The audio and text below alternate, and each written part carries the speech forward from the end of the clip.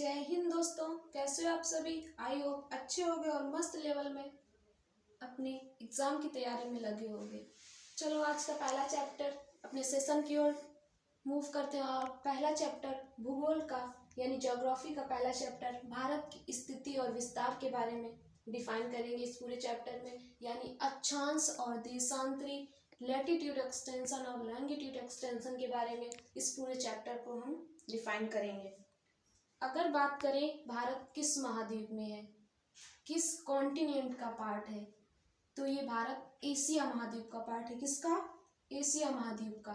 Asia महाद्वीप में बात करें तो कितने कंट्रीज आती हैं? एशिया महाद्वीप में हमारी 48 देश आते हैं। कितने? 48 देश। अगर बात करें पूरे वर्ल्ड में, तो पूरे वर्ल्ड में हमारे 240 कितने 240 देश हैं, जिसमें से संयुक्त राष्ट्र प्रांत द्वारा केवल 195 देशों को मान्यता प्राप्त है। कितने? 195 देशों को मान्यता प्राप्त है। लेकिन हम किसके बारे में डिफाइन करेंगे? इंडिया के बारे में। तो हम इंडिया के बारे में चर्चा करेंगे। अगर बात करें भारत, तो भारत एशिया महाद्वीप का एक पार्ट है। बात करें भारत में कितने स्टेट हैं, तो 28 स्टेट हैं, 9 पड़ोसी देश हैं और 8 केंद्र शासित प्रदेश हैं। ठीक। अब बात करें,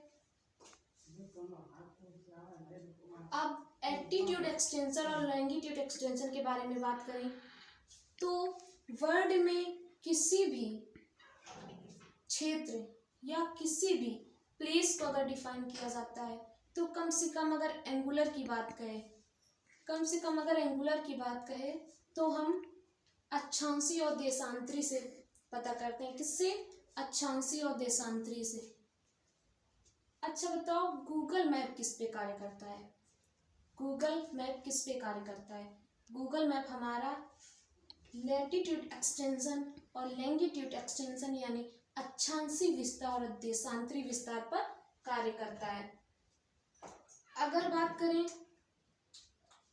अक्षांशीय और देशांतरी विस्तार के बारे में, तो किसी भी वर्ड में कहीं भी किसी भी प्लेस को डिफाइन किया जाता है तो वो हमारा अक्षांशीय और देशांतरी विस्तार से विभाजित किया जाता है। किससे? अक्षांशीय और देशांतरी विस्तार से बताया जाता है। तो कहोगे इसी प्रकार भारत को भी बताया गया होगा। बोले बिल्कुल बताया गया होगा। तो भारत का भी अक्षांशीय और देशांतरी होगा। क्या? भारत का भी अक्षांशीय और देशांतरी बिंदु होगा। तो चलो आओ बात करते हैं भारत की अक्षांशीय और देशांतरी बिंदु के बारे में। तो अगर बात करें भारत की दक्षिणम बिंदु की, किसकी? दक्षिणी बिंदु की, ये हमारा सदर्न पॉइंट है। क्या है? Southern point. यहाँ हमारा सदर्न पॉइंट आता है। अगर बात करें दक्षिणी बिंदु की, तो दक्षिणी बिंदु में अक्षांशीय और देशांतरी भारत का कितना है? 6 डिग्री 4 मिनट। यानी भारत का अक्षांशीय और देशांतरी बिंदु कितना है? 6 डिग्री 4 मिनट। इसको क्या कहा जाता है? इंदिरा पॉइंट कहा जाता है। क्या? इंदिरा पॉइंट कहा जाता है, या दक्षिणतम बिंदु भी कह सकते हैं। क्या? दक्षिणतम बिंदु भी कह सकते हैं। ये हमारा कहाँ देखने को मिलता है? अंडमान और निकोबार वाले एरिया में। कहाँ? अंडमान और निकोबार वाले एरिया में हमें देखने को मिलता है। इस वाले एरिया में, अंडमान और निकोबार वाले एरिया में। अगर बात करें भारत की उत्तरी बिंदु की, यानी अक्षांश और देशांतरी में उत्तरी बिंदु की बात करें तो वो हमारा कहाँ देखने को मिलता है? लद्दाख वाले एरिया में। कहाँ?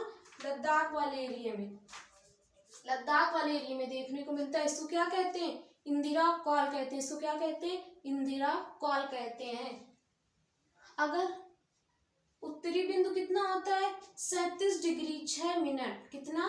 37 डिग्री 6 मिनट। अगर पूर्वी बिंदु की बात करें तो ये कितना है? 97 डिग्री 25 मिनट। कितना है? 97 डिग्री 25 मिनट। ये हमारा कहाँ?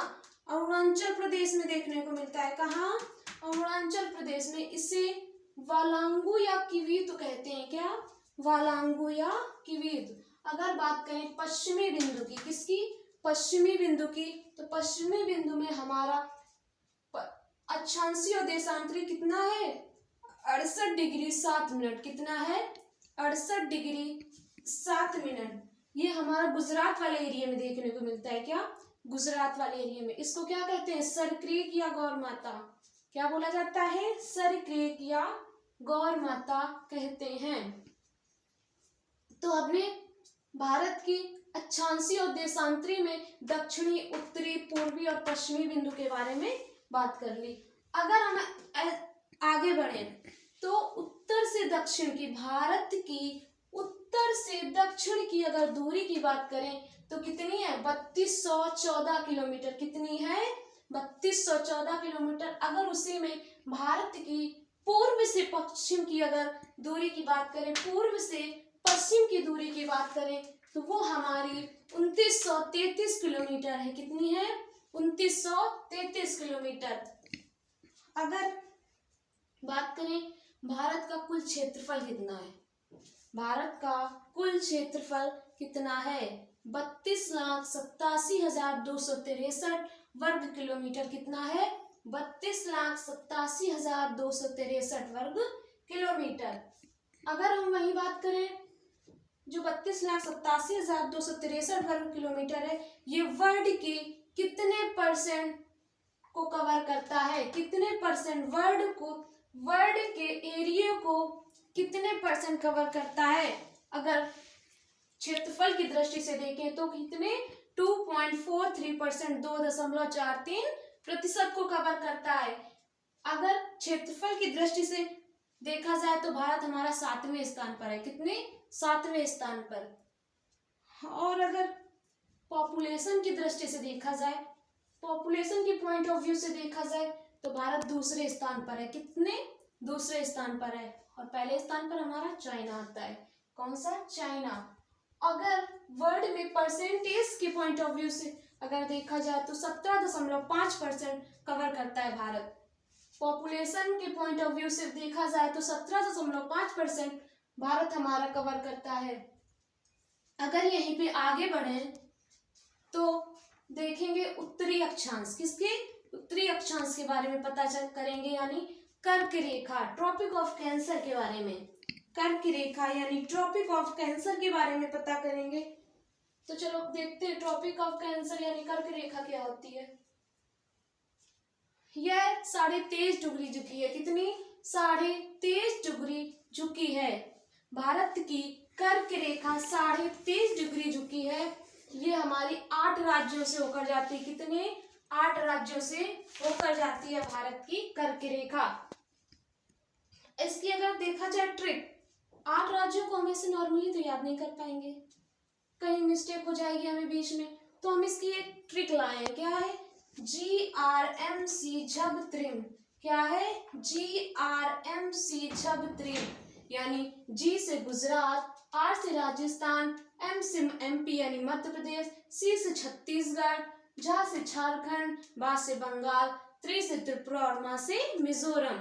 GRMC झब त्रिम यानी 8 राज्यों से होकर जाती है भारत की कर्क रेखा।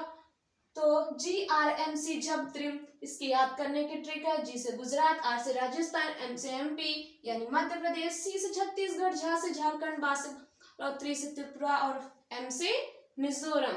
ठीक है, तो हमने उत्तरी अक्षांश यानी कर्क रेखा के बारे में जानकारी ले ली। अब बात करें पूर्वी देशांतर की। क्या? पूर्वी देशांतर की अगर बात करें तो भारत की, इसे क्या कहा जाता है? भारत की समय रेखा यानी इंडियन स्टैंडर्ड टाइमलाइन। भारत की समय रेखा, भारत की समय रेखा के अगर बारे में बात करें तो ये 82.5 डिग्री झुकी है। कितनी? 82.5 डिग्री। यह हमारी 5 राज्यों से होकर जाती है। भारत की समय रेखा भारत के 5 राज्यों से होकर जाती है। कौन कौन सी राज्य हैं? उत्तर प्रदेश है, मध्य प्रदेश है, आंध्र प्रदेश है, उड़ीसा है और छत्तीसगढ़ है। उत्तर प्रदेश है, मध्य प्रदेश है, आंध्र प्रदेश है, उड़ीसा है और छत्तीसगढ़। यानी भारत की समय रेखा इंडियन स्टैंडर्ड टाइमलाइन भारत के 5 राज्यों से होकर जाती है। यूपी, MP, आंध्र प्रदेश, उड़ीसा और छत्तीसगढ़। भारत की कर्क रेखा और समय रेखा आपस में जहां मिलती हैं, कहाँ मिलती हैं? किस बॉर्डर पे? MP यानी मध्य प्रदेश और छत्तीसगढ़ के बॉर्डर पर भारत की कर्क रेखा और समय रेखा आपस में काटती है। कहाँ पर? मध्य प्रदेश और छत्तीसगढ़ के बॉर्डर पर। अगर बात करें जो हमारी ये 82.5 डिग्री है पूर्वी देशांतर यानी भारत की समय रेखा, ये भारत के प्रयागराज के एरिए पर एक प्लेस पड़ता है नैनी। तो नैनी के पास ही मिर्जापुर है, तो ये हमारी 82.5 डिग्री वहीं पे देखने को मिलती है, मिर्जापुर वाले रीजन में। ठीक है। अगर बात करें भारत की समय रेखा, तो भारत की समय रेखा ग्रीनविच लाइन यानी जीएमटी से 5.5 घंटे आगे है। भारत की समय रेखा जीएमटी यानी ग्रीनविच लाइन से 5.5 घंटे आगे है। किससे? 5.5 घंटे आगे है। अब बात करें जीएमटी क्या होता है यानी ग्रीनविच लाइन क्या होता है, तो भारत की मानक समय रेखा। क्या बोलते हैं इसे? भारत की मानक समय रेखा। अब मानक समय रेखा क्या होती है? जहां से पूरी दुनिया का समय निर्धारित किया जाए। क्या? जहां से पूरी दुनिया का समय निर्धारित किया जाए वो हमारी विश्व की मानक समय रेखा कहलाती है। तो समय रेखा, भारत की समय रेखा और विश्व की मानक समय रेखा से 5.5 घंटे आगे है, यानी भारत की समय रेखा से जीएमटी लाइन 5.5 घंटे आगे है। ठीक है। अब बात करते हैं भारत की बाउंड्रीज के बारे में। किसकी? भारत की बाउंड्रीज के बारे में। भारत कितनी तरह की बाउंड्री का फॉर्मेशन करता है? 2 तरह की बाउंड्री का। कितनी? 2 तरह की। एक हमारा यहाँ गुजरात से लेकर ऊपर वाले एरिया से आते हुए यहाँ उड़ीसा की साइड तक, यहाँ से इस वाले एरिया से लेकर